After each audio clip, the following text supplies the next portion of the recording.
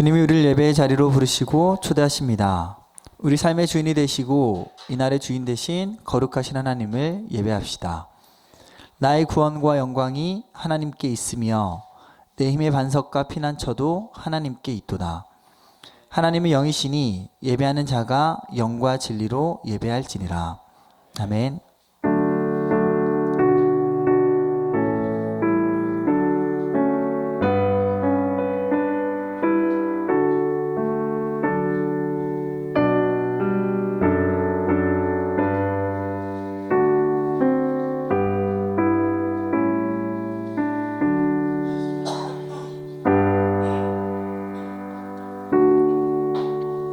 다 같이 사도신경으로 우리의 신앙을 함께 고백하시겠습니다.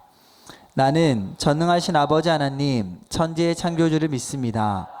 나는 그의 유일하신 아들 우리 주 예수 그리스도를 믿습니다.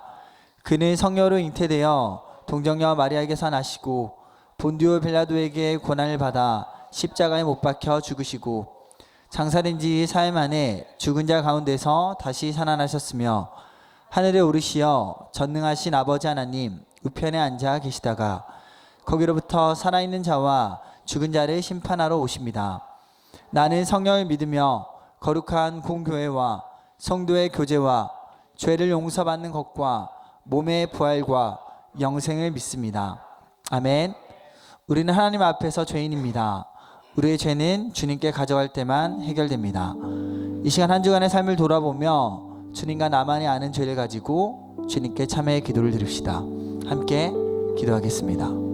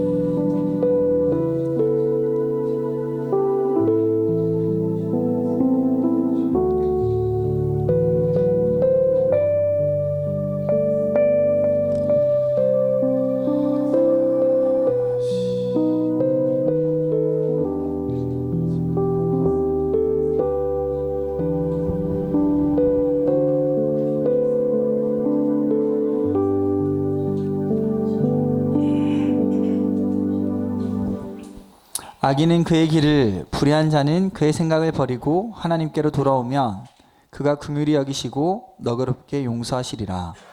그러므로 이제 그리스도 예수 안에 있는 자에게는 결코 정죄함이 없느니라.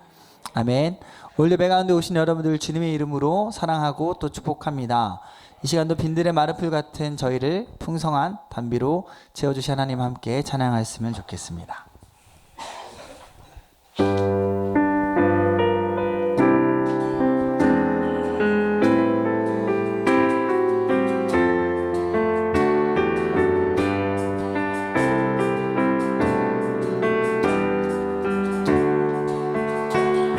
빈들의 마른 풀같이 빈들의 마른 풀같이 쉬는 나의 영혼 주님이 약속한 성령 간절히 기다리네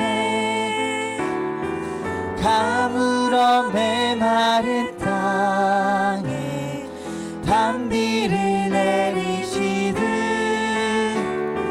성령의 단비를 부어 새 생명 주옵소서. 반가운 빗소리 들려 산천이 춤을 추네 봄비로 내리는 성령 내게도 주옵소서. 가물어 메마른 땅에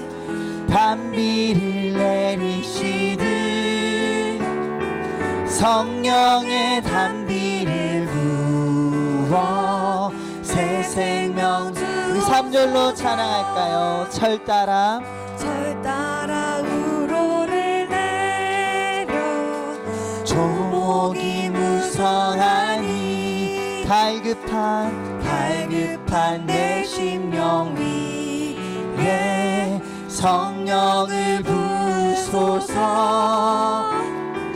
가물어 메마른 땅에 단비를 내리시듯 성령의 단비를 부어 새 생명 주옵소서. 참되신 사랑의 언약 어길 수 있사오랴. 오늘의 흡족한 은혜 주실 줄 믿습니다. 가물어 메마른 땅에 단비를 내리시듯 성령의 단비를 부어 새 생명 주 가물어 메마른 땅에 단비를 내리시듯 성령의 단비를 부어 우리 마지막으로 마음 모아 고백할까요? 가물어 메마른 땅에 단비를 내리시듯 성령의 단비를 부어 새 생명 주옵소서. 아멘.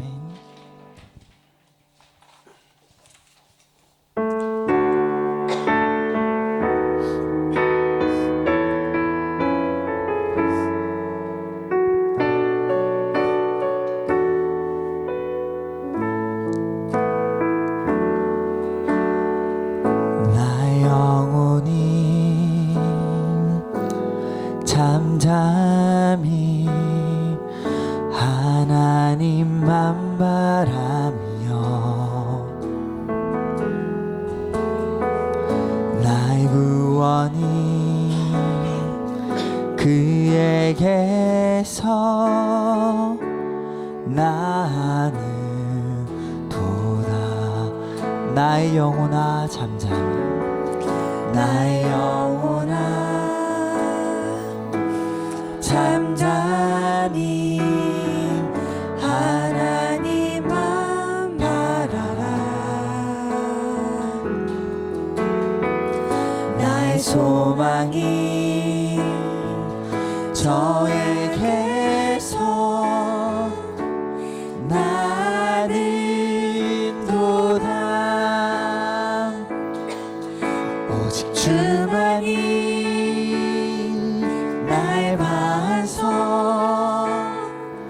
나의 구원이시니 오직 주만이 나의 산석 내가 요동치 아니하리.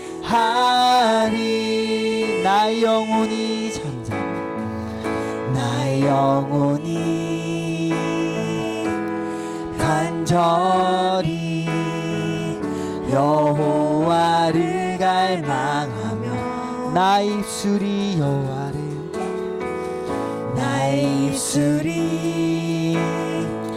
여호와를 찬양하리. 나의 영혼이 즐거이 나의 영혼이 즐거이 여호와를 따르리니 나의 평생의 나의 평생에 여호와를 송축하리.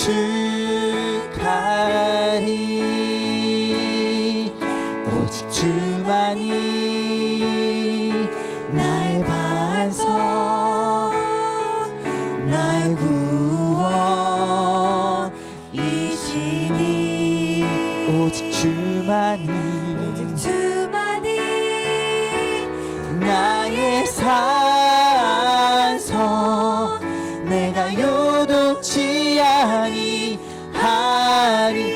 오직 주만이 오직 주만이 나의 반성 나의 반성 나의 구원 나의 구원이시니 오직 주만이 오직 주만이 나의 산성 내가 요동치 아니하리 나의 구원 나의 구원 나의 영광 하나님께 있으니 내 힘의 반석과 피난처 되시네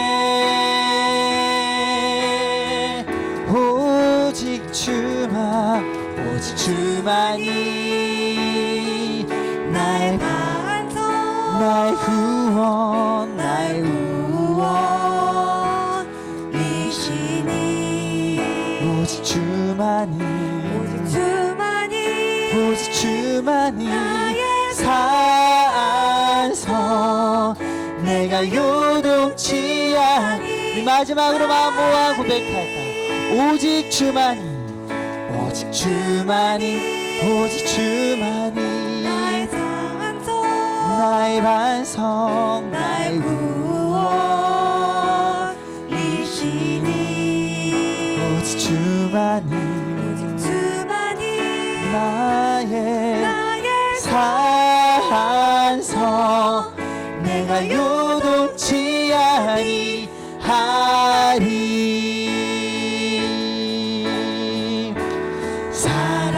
살아계신 주 나의 참된 소망 걱정 근심 전혀 없네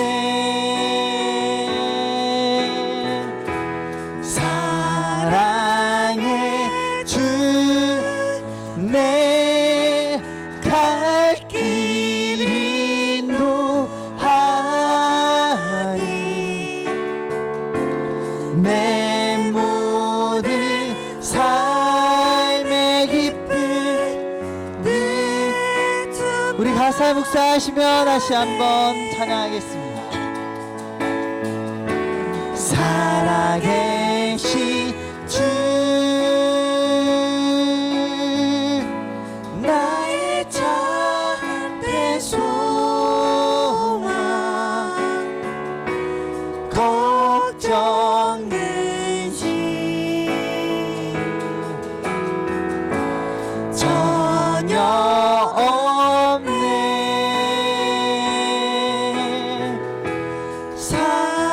사랑의 주 내 갈 길 인도하니 내 모든 삶의 기쁨을 우리 목소리로만 다시 한번 고백할까요? 살아계신 주 나의 참된 소망 걱정 근심 전혀 없네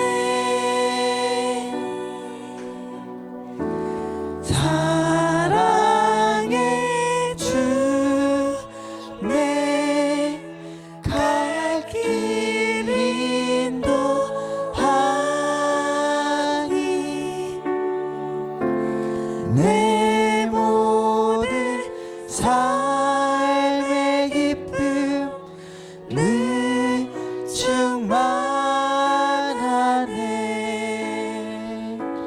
아멘 다시 함께 예배를 위해 기도했으면 좋겠습니다. 빈들의 마른 풀과 같은 저희 마음 가운데 성령께서 이 시간 함께하여 주시옵소서. 주님의 성령의 단비를 저희 가운데 내주셔서 풍성한 주님의 은혜와 크신 사랑을 이 예배를 통해 저희가 누릴 수 있게 하여 주시옵소서. 우리와 마음 가지고 함께 성령님의 임재를 위해 함께 기도하였으면 좋겠습니다.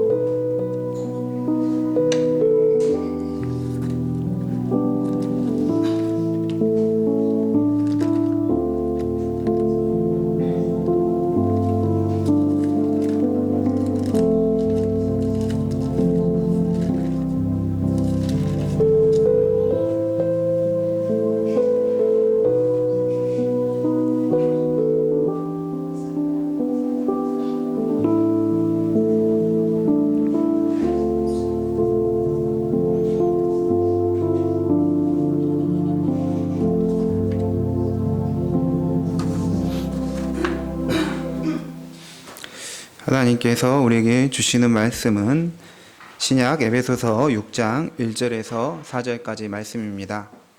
신약 에베소서 6장 1절에서 4절까지 말씀입니다.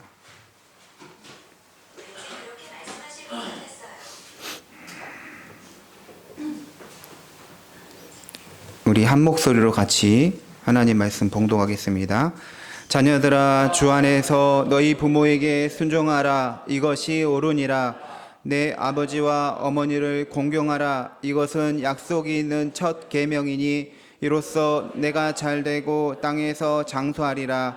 또 아비들아, 너희 자녀를 노엽게 하지 말고 오직 주의 교훈과 훈계로 양육하라. 아멘. 이 시간에 김지훈 집사님께서 우리 하나님께 영광 찬송으로 영광 올려드리겠습니다.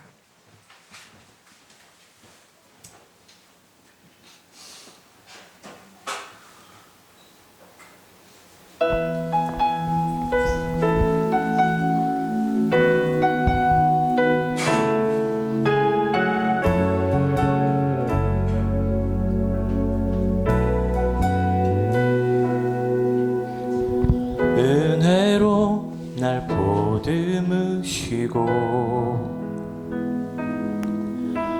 사랑으로 품어주셔도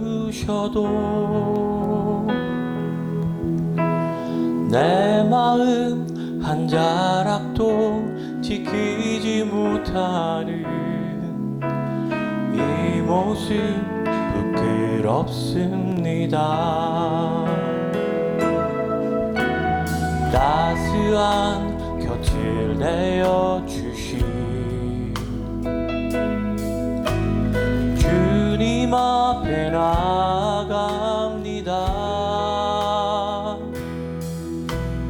표현 못할 긍휼로 나를 붙드시는 주 이름만 바라봅니다. 매일 마주한 슬픔을 견뎌나가며 주 예수의 마음을 닮아 가네. 두려운 걸음마다 주가 동행하니 주 의지하며 오늘을 걷네. 주의 신실한 소망을 깊이 담으며 주 예수의 풍요를 채워 가네. 하나님의 자녀로 명예 지켜가며 깊어진 삶을 주께 드리네.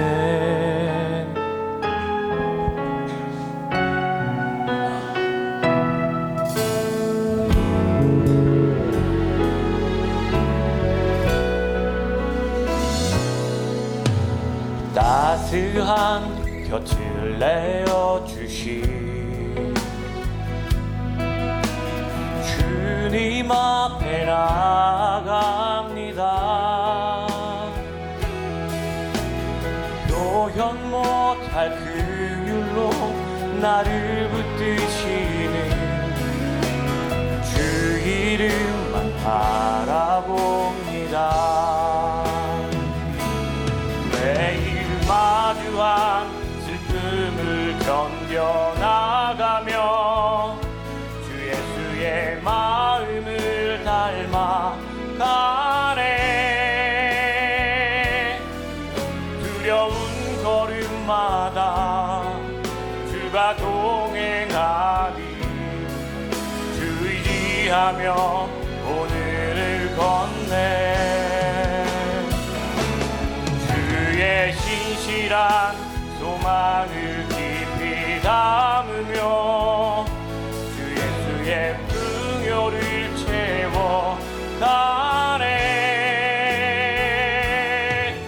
하나님의 자녀로 명예 지켜가며 깊어진 삶을 주께 드리네.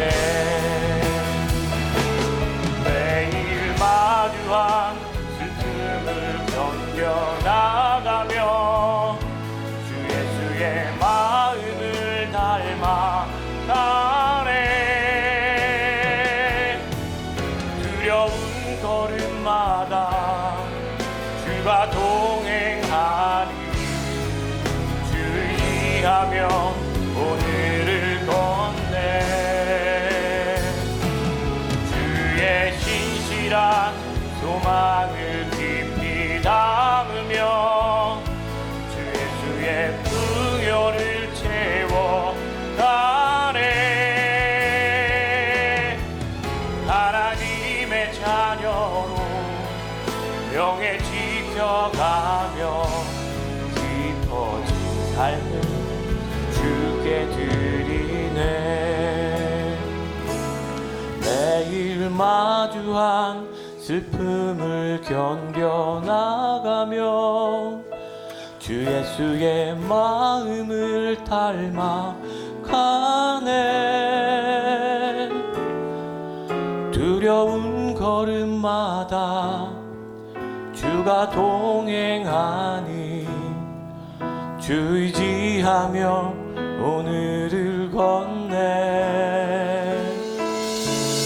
주의 진실한 소망을 깊이 담으며 주 예수의 풍요를 채워가네. 하나님의 자녀로 명예 지켜가며 깊어진 삶을 주께 드리네. 하나님의 자녀로 명예 지켜가며 깊어진 삶을 주께 드리네.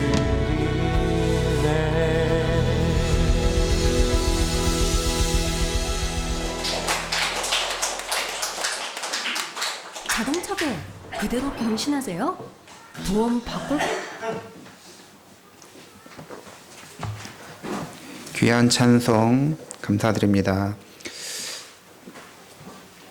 사람은 누구나 태어날 때는 어머니 품에서 태어납니다.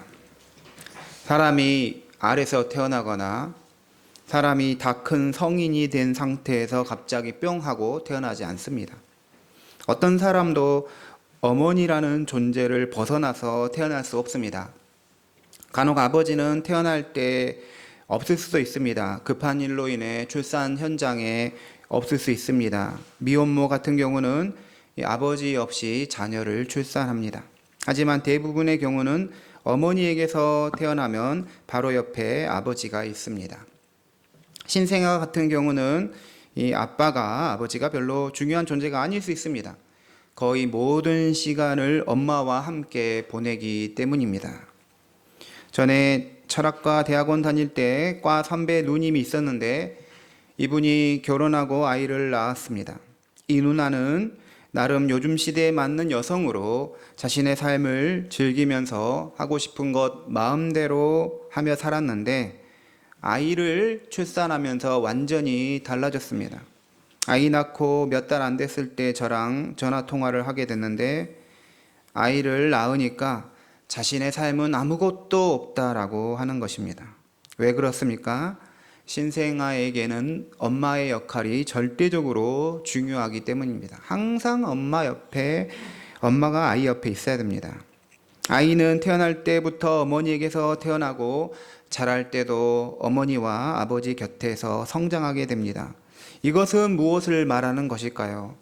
부모님과 자녀는 서로 떼어질 수 없는 존재, 서로 분리될 수 없는 존재라는 것을 말합니다. 가장 근본적이고 가장 본질적인 관계가 부모와 자녀의 관계입니다. 지난주 에베소서 5장 말씀은 술 취하지 말고 오직 성령으로 충만함을 받으라 했습니다. 성령 충만한 삶은 땅도 밟지 않고 순수하게 영적인 삶으로 천상에서 사는 그런 삶은 아닌 것이죠. 성령 충만은 땅을 밟고 살면서도 영적으로도 충만한 삶을 사는 것입니다. 그러므로 성령 충만은 이 땅에서의 관계를 통해서 드러나야 하는 것입니다. 사도 바울은 성령 충만한 삶은 먼저 부부 관계에서 나타나야 한다라고 지난주 말씀에서 말하였습니다. 남편과 아내는 서로 복종하고 서로 사랑해야 합니다. 이러한 사랑과 복종의 관계는 믿음 안에서 세워진 하나님의 언약으로 맺어진 것이죠. 그리스도인 부부는 믿음으로 연합하고 남편과 아내가 동시에 한 방향으로 그리스도를 바라볼 때 부부가 하나가 되고 평화가 있는 것이죠. 오늘 말씀 에베소서 6장 1절에서 4절까지는 성령 충만한 삶이 이제 부모와 자녀의 관계로 확대되어야 함을 말하고 있습니다. 성령 충만한 그리스도인의 자녀는 마땅히 부모에게 행할 것을 행하는 사람이고, 성령 충만한 그리스도인 부모는 자녀를 믿음으로 양육하는 사람이다라는 것이죠. 영적인 삶이란 결국 주님이 세우신 가정을 은혜롭게 세워가는 것이라고 할 수가 있습니다. 오늘 말씀 에베소서 6장 1절에서 3절 말씀 다시 보겠습니다. 자녀들아, 주 안에서 너희 부모에게 순종하라. 이것이 옳으니라.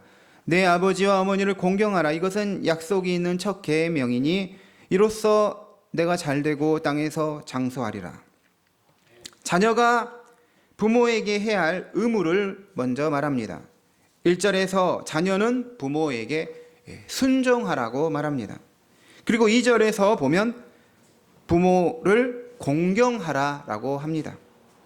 그러니까 자녀가 부모에게 해야 할 것은 순종과 공경이라는 것이죠. 순종이라는 것은 부모님이 말씀한 대로 행하는 것을 말합니다. 반면에 공경은 부모님을 존경하고 사랑하는 것을 말합니다. 왜 부모에게 순종만 하라고 하지 않고 공경하라고 하는 것일까요? 순종은 외적인 행동을 말한다면 공경은 참된 순종을, 자녀로 하여금 참된 순종을 하게 하는 내적인 마음의 상태를 가지는 것이기 때문입니다. 아이들은 대부분 부모님 말씀에 순종합니다. 왜 그렇습니까? 집에서 생존하려면 부모님 말씀을 따라야 하기 때문입니다. 부모님 말씀대로 하지 않고 자기 마음대로 한다면 용돈도 못 받고 불이익도 당할 수 있는 것이죠. 어린이는 아직 경제적 능력이 없기 때문에 부모님에게 경제적 도움을 받아야 합니다. 그것을 본능적으로 잘 알기 때문에 부모님 말씀에 그대로 따르는 순종을 하게 됩니다. 하지만 장성한 성인이 되어서 스스로 경제적으로 자립하면 상황이 달라지죠. 자신이 부모님 말씀대로 안 한다고, 안 따른다고 해서 무슨 징계나 제재를 받고 그러지 않습니다. 부모가 마땅히 징계나 제재를 가할 수 있는 것이 없어지죠. 만약 부모님이 대기업 회장 정도가 된다면, 물려줄 유산이 천문학적으로 많다면, 그것을 부모가 또 결정한다면, 그리고 자녀가 그런 부모의 도움이 여전히 절대적으로 필요하다면 형식적으로 복종, 순종할 수 있는 것이죠. 그러므로 오늘 말씀에서 부모에게 순종하라는 말에 이어서 아버지와 어머니를 공경하라고 한 것은 순종이 진정한 마음에서 부모님에 대한 사랑과 존경의 마음으로 들어져야 하기 때문이라는 것을 말하는 것입니다. 1절 말씀에 다시 보면 부모님에게 순종하라, 이것이 옳으니라 라고 합니다. 왜 순종을 해야 합니까? 그게 옳기 때문이라는 거예요. 성경은 부모님에게 순종하는 것이 왜 옳은지에 대한 설명은 하지 않습니다. 자명한 것, 당연한 것이기 때문입니다.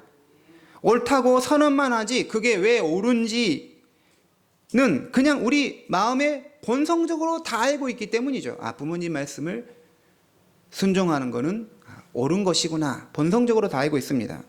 그럼에도 우리는 부모님의 말씀에 순종하는 것이 왜 마땅한 것인지에 대해서 두 가지 점에서 생각해 볼 수가 있습니다. 첫째는 부모님의 삶의 경험 때문입니다. 삶의 경험에서 나온 지혜가 자녀보다 더 많기 때문이죠. 부모는 자녀보다 더 오래 살았고 더 많은 일을 겪었습니다. 그 경험 속에서 얻은 통찰이 있는 거예요. 실질적인 지혜를 얻습니다. 이러한 지혜는 실패와 시행착오, 인내의 과정을 통해 형성이 된 것이기에 그런 일을 겪지 않았던 자녀에게 그 지혜가 유익이 되는 것입니다. 지식으로 얻는 것도 있지만 경험으로 얻는 지혜는 지식을 능가하는 것이 될 수 있습니다. 자식은 부모님이 살아온 그 경험과 그 지혜를 인정할 수 있어야 하는 것이죠. 둘째는 부모님이 하는 무슨 말씀이든 결국은 자식을 사랑하는 마음으로 하는 것이기 때문입니다. 자식이 잘 되기를 바라는 마음에서 하는 말이기 때문에 우리가 순종을 해야 하는 것이죠. 부모님의 말씀과 선생님의 말씀에는 분명한 차이가 있습니다. 중고등학교 때 선생님이 학생들에게 많은 명령을 내리죠. 복종을 요구하죠. 그런데 가만히 보면 그렇게 할 수밖에 없는 선생님의 사정이 있습니다. 뭐 학교에서 불이익을 당할 수도 있고 선생님이 뭔가 문제가 될 수 있기 때문에 학생들에게, 자기 제자들에게 많은 것을 요구할 수가 있습니다. 제자가 잘되게 하는 교육이 자기에게 유익이 될 수가 있는 것이죠. 부모와 달리 선생님의 경우는 제자가 너무 잘되면 질투가 날 수가 있습니다.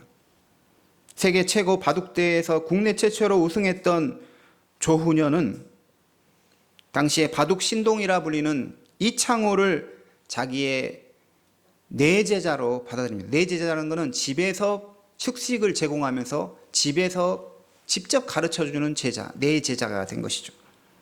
제자로 받아서 본인의 집에서 7년간 식사를 같이 하고 바둑을 가르쳐 주었습니다. 그런데 문제는 제자 이창호가 바둑을 너무 잘 둬가지고 심지어 스승 조훈현까지 이겨버리게 된 것이죠.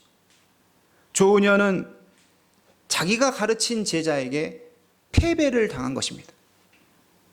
이것은 이창호를 훌륭한 제자로 길렀다는 뜻도 되기도 하지만 자기를 넘어서는 것에 대한 패배감과 질투를 경험하게 됐습니다. 그런데 만약 조훈현이 이창호의 친아버지였다면 어떻게 됐을까요? 아들이 자기를 넘어서 바둑을 더 잘 둔다면 아버지는 아들에 대한 아무런 질투를 느끼지 않습니다. 그걸 질투 느끼는 아버지는 이상한 아버지가 되는 것이죠. 부모님의 말씀에 순종하는 것이 마땅한 것은 부모님에게는 경험으로 얻은 지혜가 있고 부모님에게는 나에 대한 사랑으로 모든 것을 말씀하고 있기 때문인 것입니다. 1절에서는 부모님에게 순종하는 것이 마땅하다, 옳다라고 하고 2절과 3절에서는 부모인 아버지, 어머니를 공경하라고 하면서 그렇게 할 때 땅에서 잘되고 너가 잘되고 땅에서 장수한다라는 약속을 제시합니다. 이것이 약속이 있는 책 계명이라는 것이죠. 자녀가 부모님을 공경해야 하는 것은 세상에서 장수, 오래 살려고 그 목적 때문에 공경을 하는 것이 아닙니다. 왜냐하면 부모님에 대한 우리의 순종과 공경이 어떤 이익을 위한 계산적 행동이 되어서는 안 되기 때문입니다. 더구나 실제로 부모를 공경하는 자녀들은 다 오래 살게 됩니까? 그럴 수도 있고 아닐 수도 있는 것이죠. 그러면 왜 십계명에서 부모를 공경하면 장수한다고 말하고 또 오늘 말씀에서 사도 바울은 부모를 공경하는 사람은 장수한다고 하는 것일까요? 부모님에게 순종하고 공경하는 자식의 효도가 결국은 자식 자체를 복되게 한다는 것을 말하는 것입니다. 장수라는 복을 덧붙인 것은 효도가 자녀를 복된 사람으로 만들어 간다라는 것을 말하는 것이죠. 아무리 자식이 잘 살고 사회적으로 명망 있는 사람이라고 하더라도 부모를 무시하고 함부로 대하고 나 몰라라 하는 사람이라면 그 사람은 복된 사람이 아닌 것이죠. 오래 사는 장수의 약속은 문자적인 의미에서 생명이 길다라는 것뿐만 아니라 어떻게 보면 그렇게 될 수도 있죠. 부모님과 좋은 관계가 오히려 우리의 정신 건강과 또 육체적 건강을 만들어갈 수 있기 때문이죠. 하지만 이것은 단지 물리적인 수명만 연장되는 것을 말하는 것이 아니라 하나님이 주시는 평안과 번영이 있는 축복된 삶을 선물로 받는다는 것을 말하는 것입니다. 자녀는 부모를 공경해야 합니다. 그러면 어떤 게 자녀로서 부모를 공경하는 것이라고 할 수 있을까요?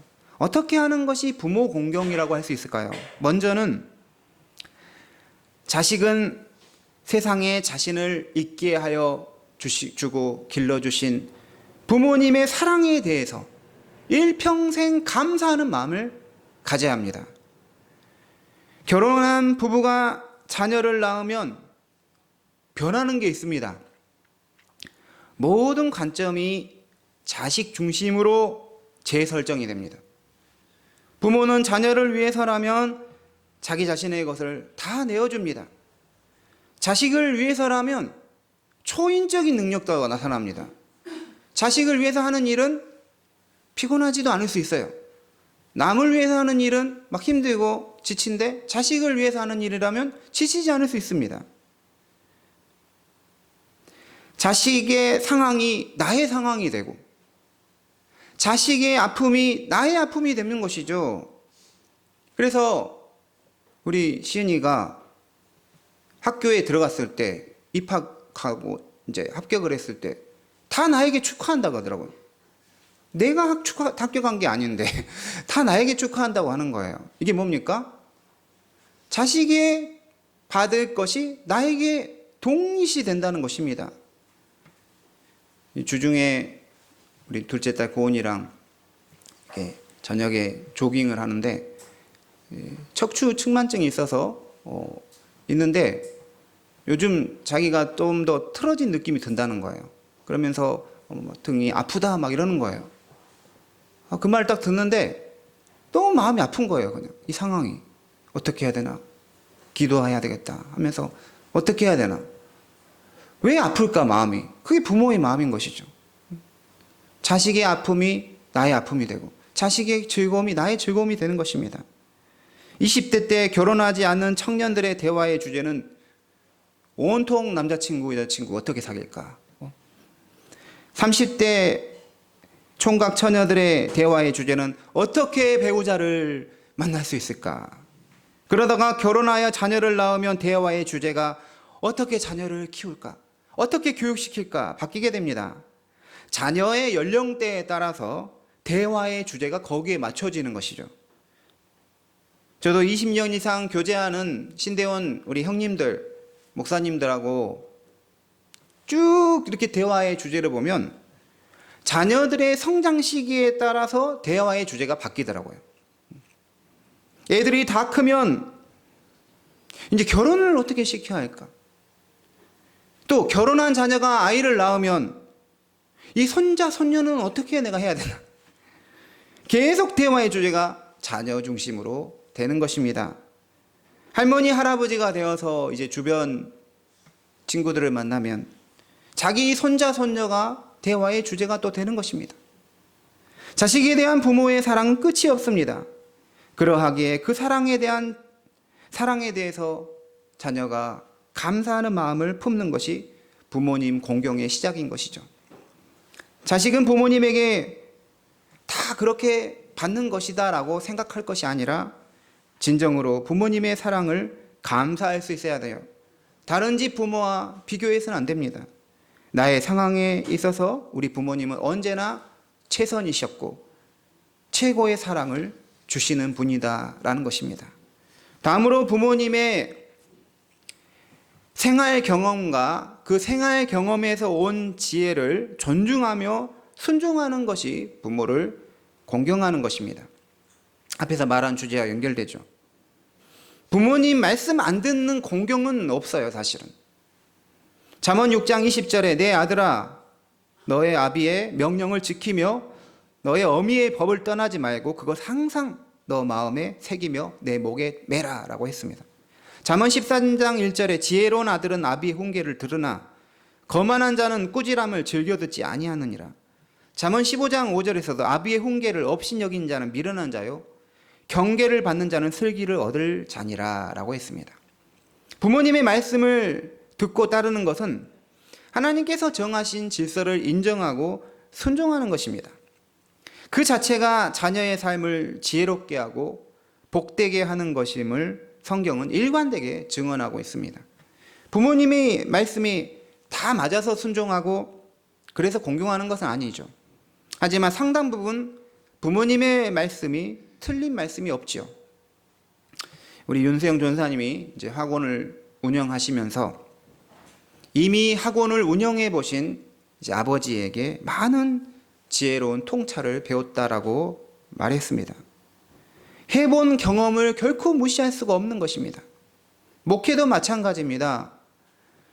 부모님이 목사님인 가정에서 자녀가 신학대학원을 가고 신학을 전공하고 목회자가 되면 상대적으로 목회를 어떻게 해야 하는지 부모님에게 직접 배울 수가 있습니다. 예전에는 가업이나 전문 기술을 자식에게 전수하는 문화가 있었죠. 몇 대째 기술이 이어지고 그 분야에 종사하는 사람을 장인이라고 부릅니다. 유명한 식당에는 며느리도 모르는 맛의 비결이 있습니다. 하지만 결국 며느리나 딸에게 그 음식의 맛을 내는 비법, 레시피가 전수가 되는 것이죠. 돈 주고 살 수도 없는 지혜를 존중하며 따르는 것이 부모님의 공경의 방식인 것입니다. 마지막으로 부모님에 대한 공경은 부모님의 마음을 기쁘고 즐겁게 해드리는 것입니다. 우리말 표현 중에 이런 표현이 있습니다. 부모님 속썩인다. 부모 속썩이는 자식. 더 심하면 부모 속 태우는 자식.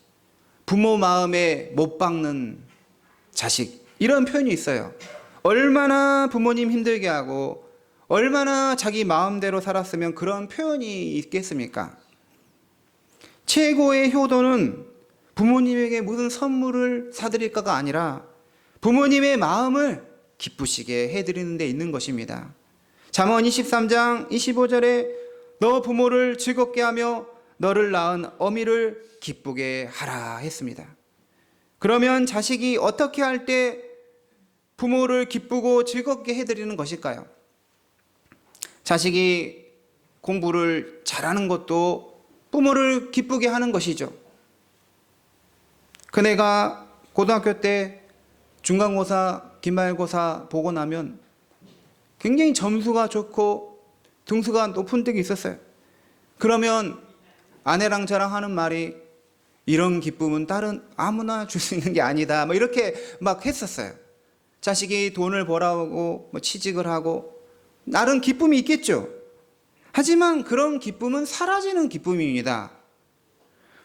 부모가 아들이 고등학교 때 뭐 공부를 잘했다 이런 거 가지고 계속해서 말하고 그런 부모 없습니다. 자식이 부모를 기쁘게 하는 효도는 자식이 믿음 생활 잘하는 데 있는 것이죠. 부모님이 자식에게 바라는 한 가지는 자녀가 믿음 생활 잘하는 데 있는 것이죠. 하나님 앞에 믿음을 가지는 게 최고의 효도인 거예요. 왜 자식이 믿음을 가지는 것, 믿음 생활 잘하는 것이 최고의 효도일까요? 믿음을 가진 자녀의 인생은 무너지지 않기 때문입니다. 이사야 26장 3절에 주께서 심지가 견고한 자를 평강의 평강으로 지키시리니 이는 그가 주를 신뢰함이니라 했습니다. 믿음을 가지면 세상 풍파를 만나더라도 역경을 만나더라도 다 이겨낼 수 있는 거예요. 부모는 나이가 들수록 해줄 수 있는 게 점점 없어집니다. 하지만 아무리 사실 힘이 없고 가진 게 없더라도 해줄 수 있는 게 항상 있죠. 기도인 것이죠. 부모가 기도하는 자식은 망하지 않는 것입니다. 다시 주님께로 돌아오는 것이죠. 그 기도가 자녀의 믿음을 세우고 믿음을 가진 자녀는 하나님께서 붙들어 주시기 때문에 환난과 역경을 이기고 승리할 수 있는 것입니다. 부모가 자식에게 줄 것이 없더라도 자식이 믿음이 있으면 모든 것을 가지신 하나님 아버지께서 자식에게 필요한 것들로 다 채워주시고 공급해 주시고 풍성하게 해주시는 것입니다. 부모를 기쁘게 하는 것은 자식이 스스로 인생을 하나님 안에서 신실하게 성실하게 세워가는 인생으로 세워지는 데 있는 것입니다. 우리 4절 말씀은 같이 읽도록 하겠습니다. 시작. 또 아비들아 양육하라. 아멘. 1절에서 3절까지가 자녀가 부모에게 행해야 할 말씀이라면 4절은 이제 부모가 자녀에게 행해야 할 말씀입니다. 자녀는 부모에게 순종하고 공경해야 합니다. 이게 옳은 것이라고 했죠. 부모는 그 옳은 것을 자녀에게 가르칠 의무가 있습니다. 부모는 자녀를 키워하는 양육의 책임이 있고 자녀에게 마땅한 것을 가르쳐야 할 교육의 책임이 있습니다. 부모가 자식을 양육하고 교육할 때 오늘 말씀에서 노엽게 하지 말라고 했습니다. 노엽게 한다는 뜻은 막 격분하게 하거나 분노를 일으키고 화나게 하는 것을 말합니다. 이것은 어쩌다가 가끔 하는 것을 말하는 게 아니라 지속적으로 자녀를 열받게 하고 화를 돋구고 노엽게 하는 걸 말하죠.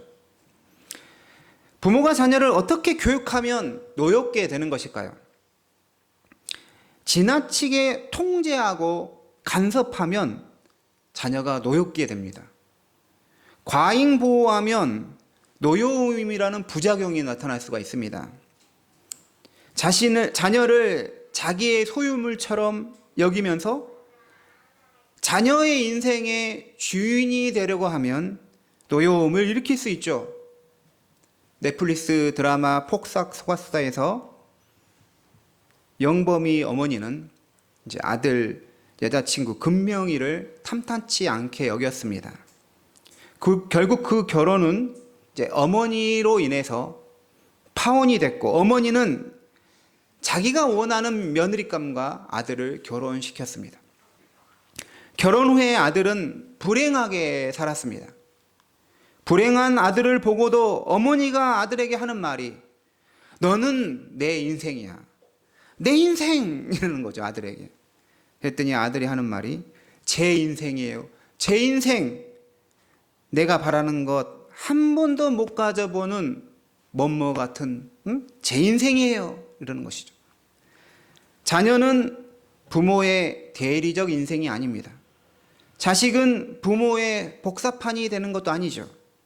자녀를 양육할 때 이 세월의 흐름을 인정하고 때가 되면 자녀를 놓아주며 자녀가 독립할 수 있게 해야 합니다. 그 사실을 수용하고 인정해야 하는 것이죠.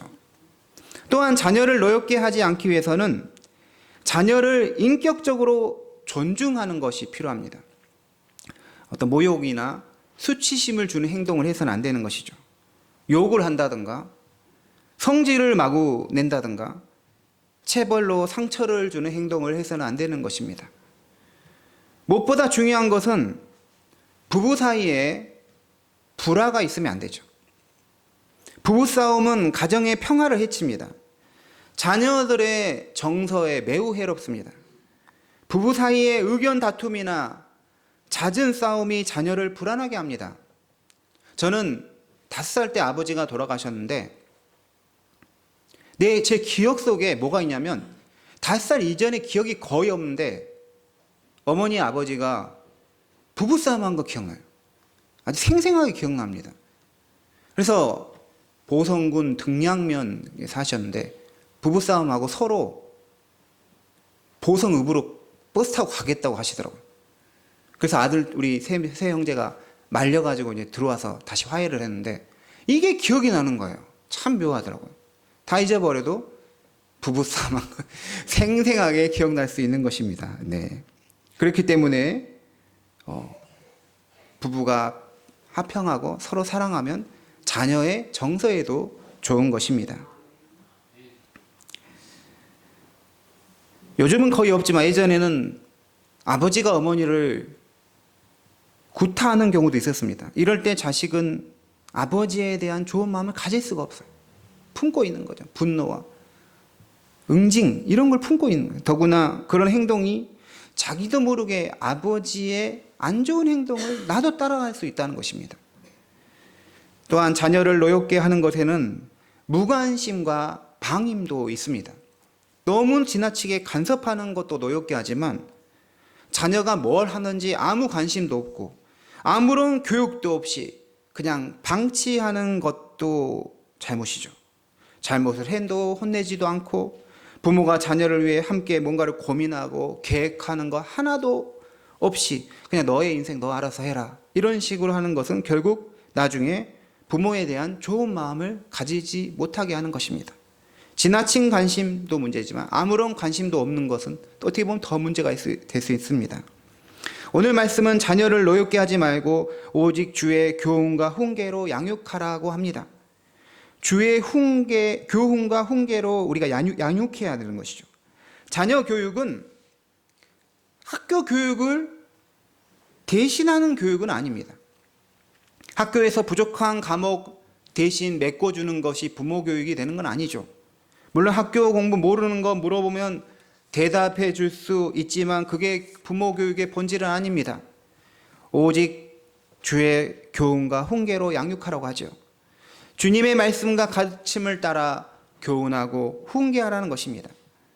부모는 자기가 가진 지식이나 자신의 판단대로 자녀를 교육하는 사람이 아니죠.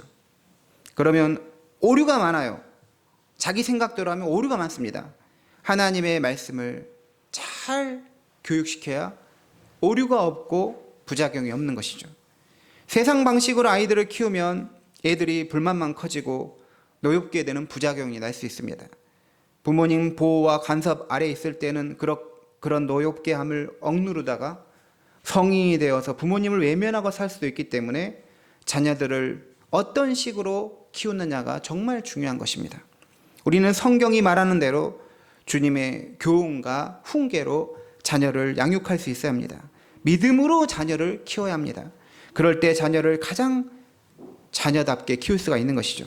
애들에게 세상 교육만 시키는 것을 부모님이 물려줄 유일한 유산이 되는 게 아닙니다. 세상에서 성공하라. 이게 부모가 줄 유산이 아닌 것이죠. 오히려 디모데를 양육했던 어머니 유니게의 신앙교육처럼 아이들을 신앙으로 교육시킬 때 자녀들을 하나님께서 또 책임져 주시는 것이죠. 아이들에 대해서 신앙으로 대비책을 마련해 주지 못하는 부모 교육은 자녀가 세상에 성인이 되었을 때 세상에서 자기 힘으로 살려고 하거나 교회를 떠나고 믿음조차도 저버리게 할 수 있는 것입니다. 가장 좋은 교육은 함께 주일 예배를 드리는 것입니다. 같이 예배 드리고 같이 말씀을 들으면 한 믿음으로 하나가 되는 것입니다. 어떻게 자녀들을 키워야 할까요?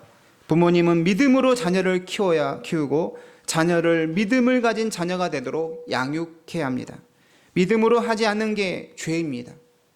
믿음으로 키우지 않는 것 자체가 부모님의 영적인 직무유기가 됩니다. 학원 보내주고 용돈 주는 것만이 부모의 일이 아닙니다. 자녀를 위해서 기도하고 하나님 말씀 들려주고 그 말씀을 서로 나누고 함께 믿음 안에서 가는 길을 자녀들에게 보여주는 것이 진정한 부모님의 교육인 것이죠. 가정이 모여 하나님의 은혜를 서로 나누는 것, 말씀을 서로 나누는 것, 거기에 가정에 행복이 있는 것입니다. 오늘의 말씀을 마치겠습니다. 성령 충만한 삶은 가정에서부터 시작됩니다. 믿음 있는 자녀가 부모님에게 순종하고 공경하게 됩니다. 믿음 있는 부모가 자녀를 주의 교훈과 훈계로 양육하게 됩니다. 그럴 때 그 가정은 하나님이 주시는 복된 삶을 누리게 되는 것이죠. 평강과 기쁨으로 가득할 것입니다. 그러므로 부모와 자녀가 서로 존중하며 믿음 안에서 함께 자라갈 때 거기에 하나님의 은혜가 임하는 복된 삶의 터전이 될 것입니다. 부모님 말씀에 순종하고 또 공경하며 자녀들을 주의 훈계와 교훈으로 양육하시는 성도님 다 되시기 바랍니다. 기도하겠습니다. 하나님 아버지, 우리에게 가정을 허락하신 은혜 감사합니다.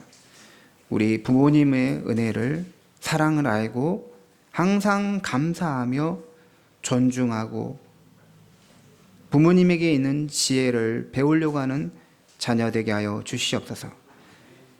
믿음으로 부모는 믿음으로 자녀를 양육하고 주의 말씀 훈계할 수 있도록 도와주시옵소서. 그 안에서 주님이 세워주신 그 은혜 안에서 가정이 든든하게 세워지고 자녀들도 세상에서 바른 역할을 해나갈 수 있도록 은혜 내려 주시옵소서. 예수님의 이름으로 기도드립니다. 아멘. 찬송가 559장 찬송하시면서 하나님께 봉헌하겠습니다.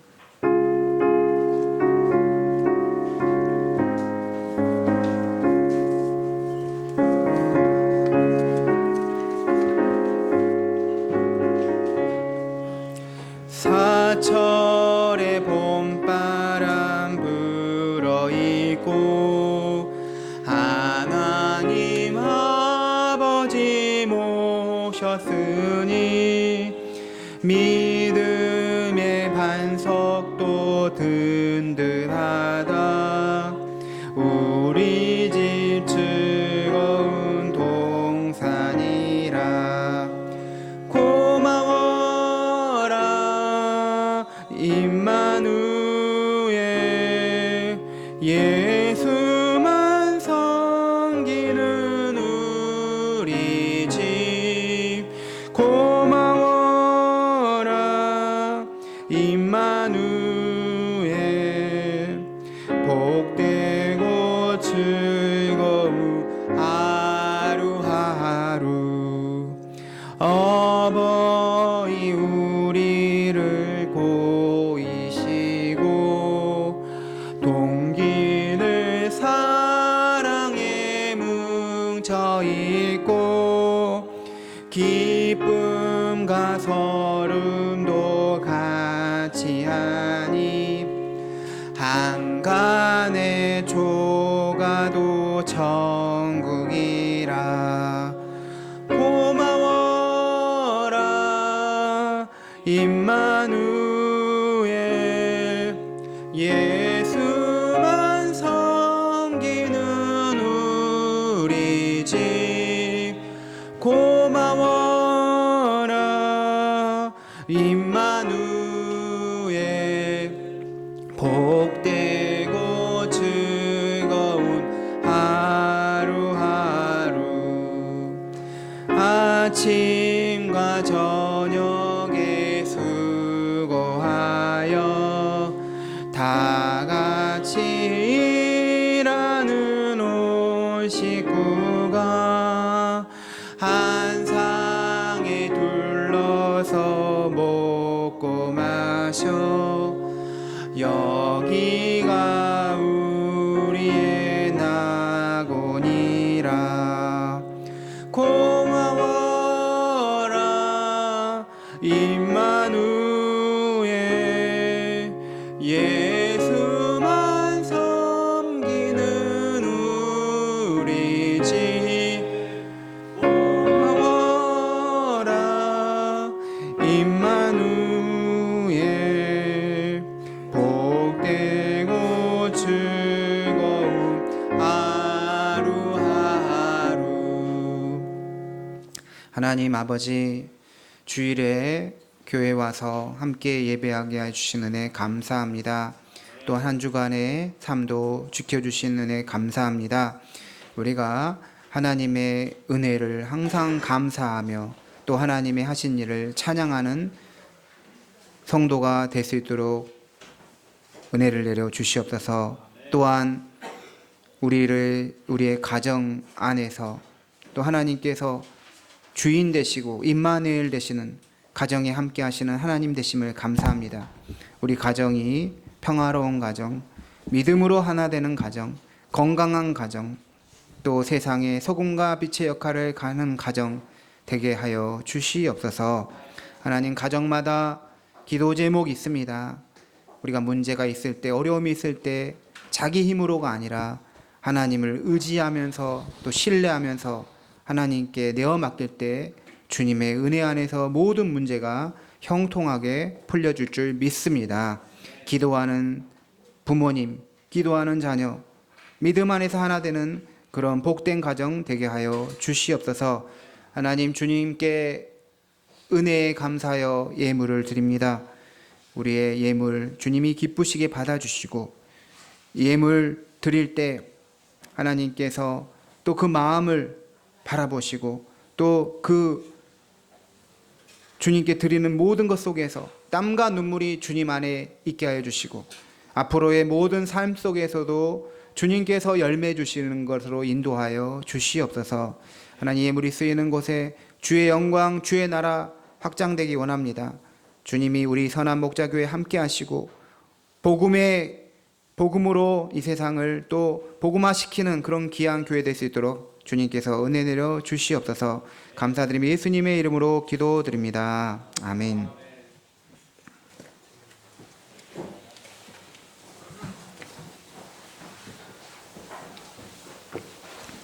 네, 우리 교회 소식 안내하겠습니다. 옆에 분들과 인사하겠습니다. 성령 충만합시다.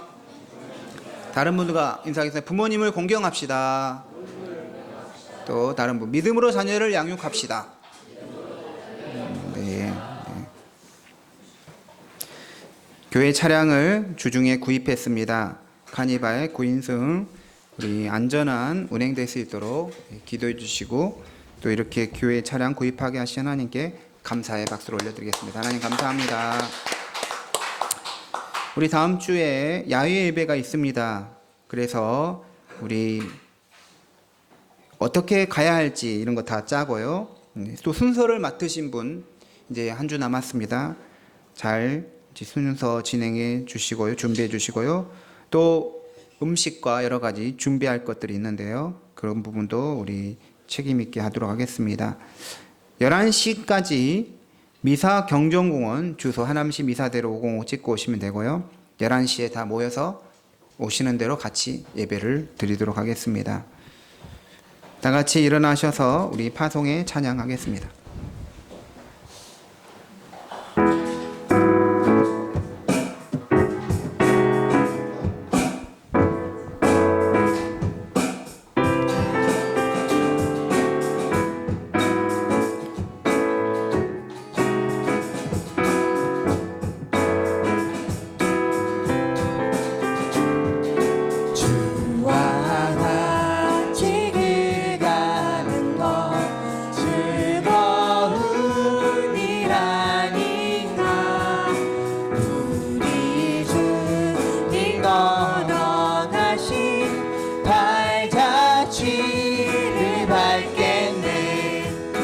한 걸음 한 걸음 주 예수와 함께 날마다 날마다 우리 걸어가리.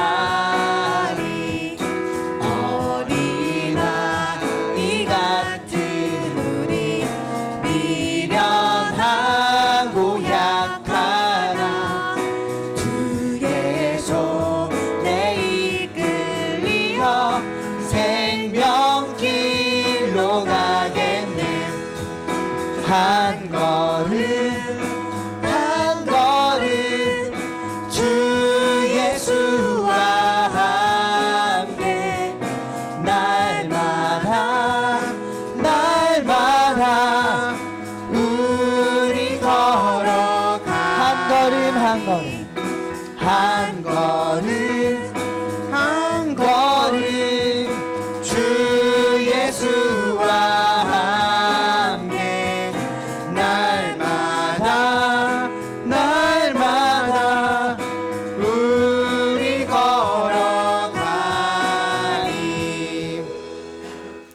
우리 주 예수 그리스도의 은혜와 하나님 아버지의 크신 사랑과 성령의 교통하심이 부모님에게 순종하고 공경하며 자녀들을 주의 교훈과 훈계로 양육하길 원하는 임마누엘 가정 되길 원하는 모든 주의 자녀들 위해 이 가정 위에 지금도 영원토록 함께 하시길 축원하옵나이다. 아멘.